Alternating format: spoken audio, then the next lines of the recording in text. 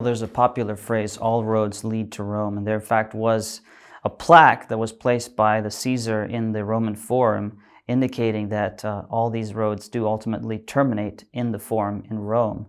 I think this analogy is helpful for us when we think about all roads in the Old Testament ultimately leading to the Lord Jesus Christ. Now, that has to be qualified by understanding of this Roman road system, because of course we know that the Mediterranean Sea became a Roman lake and there were lots of twists and turns, and you could not simply go in a straight line straight to Rome. You'd sometimes have to go through different countries and regions. And so the analogy works in the following way.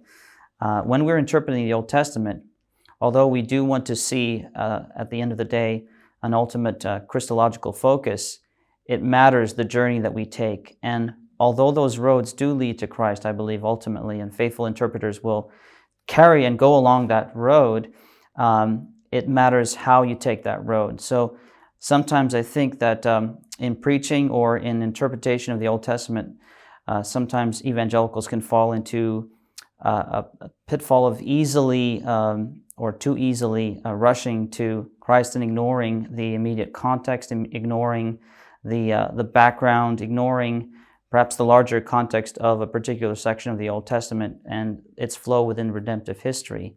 I think, again, as interpreters of the Old Testament, we want to be faithful to the immediate context while we keep in mind the ultimate canonical context of both the Old and New Testaments. So when I use the phrase, all roads lead to Christ, I mean at the same time that Jesus is the ultimate focus of and the goal of the Old Testament, but at the same time that there are various ways in which that those roads lead to him. He could be patterned in the Old Testament. He could be prophesied directly in the Old Testament. That would be more direct. They could be even examples that are negative examples for us to not follow because they would be counter to who the person and work of Jesus is. So we need to keep that in mind and keep the full richness of biblical revelation in mind as we interpret the Old Testament.